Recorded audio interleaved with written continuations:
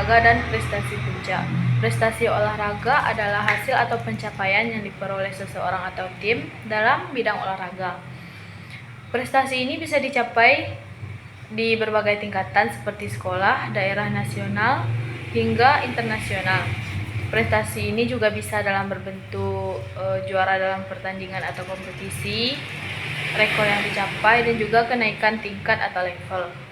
Selanjutnya, di sini ada prestasi puncak.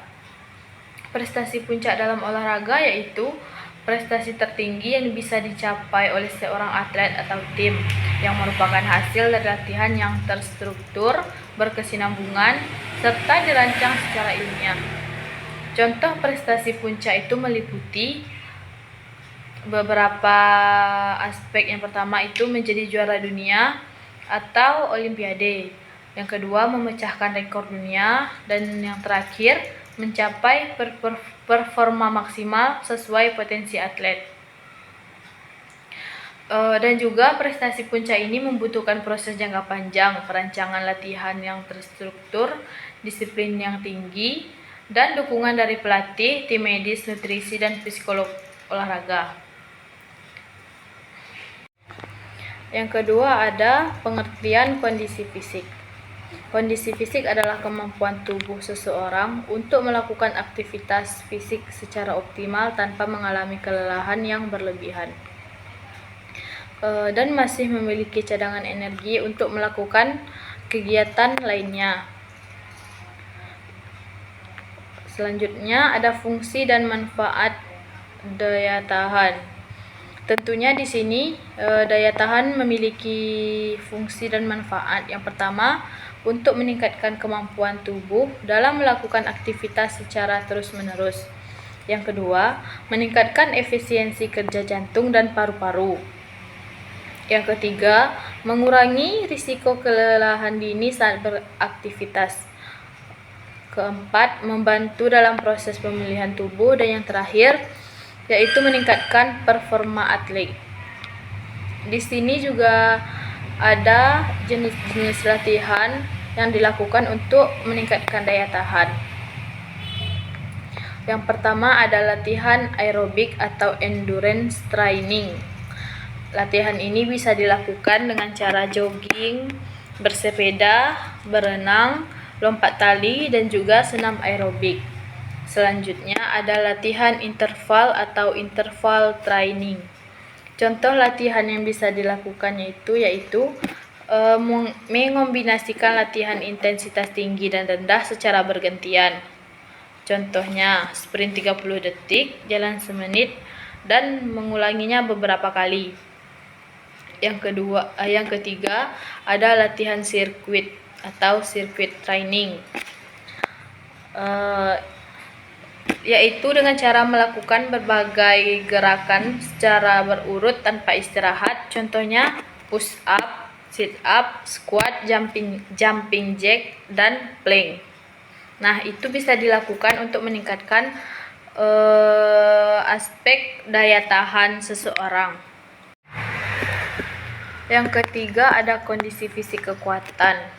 Kondisi fisik kekuatan itu adalah kemampuan otot untuk mengatasi beban atau tekanan, baik dari dalam tubuh maupun dari luar. Tekanan yang berasal dari luar itu seperti mengangkat beban, sedangkan yang dari dalam seperti melompat, mendorong, dan juga menarik. Selanjutnya ada jenis-jenis kekuatan otot. Yang pertama ada kekuatan maksimal, di mana kekuatan otot untuk menghasilkan gaya maksimal sekali waktu. Yang berarti kekuatan itu digunakan untuk sekali waktu, seperti melakukan angkat beban berat. Kedua, kekuatan daya tahan, kemampuan otot untuk bekerja dalam waktu lama tanpa lelah, seperti mendayung dan berenang jauh. Terakhir ada kekuatan eksplosif atau power, kekuatan yang dikombinasikan dengan kecepatan, misalnya saat melompat jauh atau lempar lembing. Selanjutnya ada latihan untuk meningkatkan kekuatan. ada beberapa latihan yang bisa dilakukan untuk meningkatkan kekuatan seperti push up, sit up, angkat beban, plank, dan squat. Baiklah, selanjutnya yaitu materi tentang kondisi fisik kecepatan. Kecepatan adalah kemampuan seseorang untuk melakukan gerakan dalam waktu sesingkat mungkin. Kecepatan sangat dibutuhkan dalam olahraga karena ini bisa meningkatkan performa atlet. Contoh olahraga yang sangat membutuhkan kecepatan yaitu seperti lari, sepak bola, basket, dan juga bulu tangkis. Karena itu semua memerlukan kecepatan dari seorang atlet tersebut.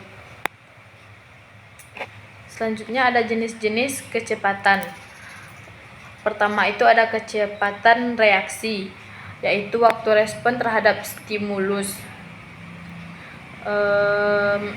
Bisa melalui indera pendengar seperti start lari saat pistol berbunyi. Selanjutnya ada kecepatan gerak, kemampuan melakukan gerakan tunggal secepat mungkin. Contohnya itu seperti memukul bola.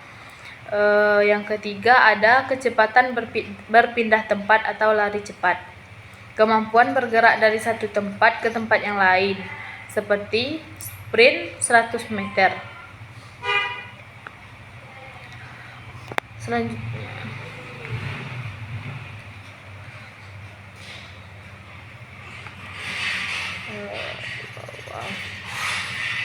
dan juga ada beberapa cara untuk melatih kecepatan bagi seorang atlet. Yang pertama itu sprint jarak pendek 10-10 meter. Yang kedua ada lari akselerasi. Yang ketiga ada latihan reaksi dengan aba-aba suara ataupun visual yang bisa digunakan untuk melakukan tes atau latihan kecepatan. Yang terakhir ada kondisi fisik kelentukan atau kelenturan. Kelentukan adalah kemampuan sendi atau otot untuk bergerak dalam ruang gerak yang luas tanpa mengalami cedera. Di sini berarti kelentukan itu berkaitan dengan elastisitas otot, tendon, dan ligamen yang bekerja sama dalam memungkinkan tubuh itu untuk melakukan suatu gerakan tertentu tanpa mengalami cedera. Selanjutnya ada manfaat kelentukan. Yang pertama yaitu mengurangi risiko cedera. Yang kedua ada menambah efisiensi gerakan, memperbaiki postur tubuh, dan membantu performa olahraga seperti senam, bela diri, dan renang.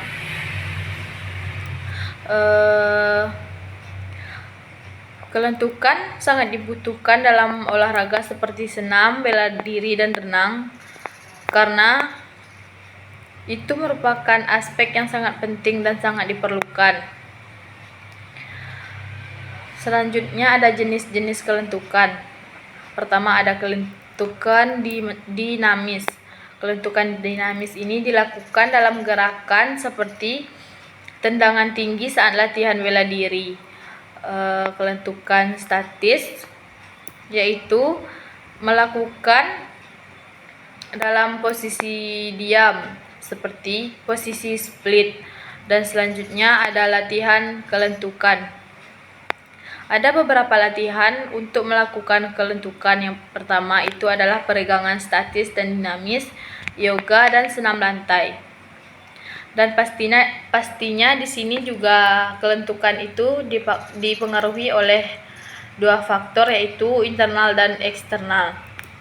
Faktor internal yang mempengaruhi kelentukan yang pertama pastinya genetik, karena genetik orang yang memiliki kelentukan dan kurang itu akan berbeda.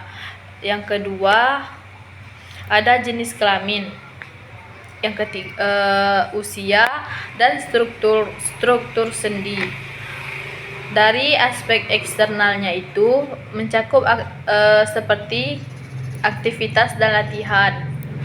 Yang kedua, kebiasaan sehari-hari dan juga pakaian dan peralatan.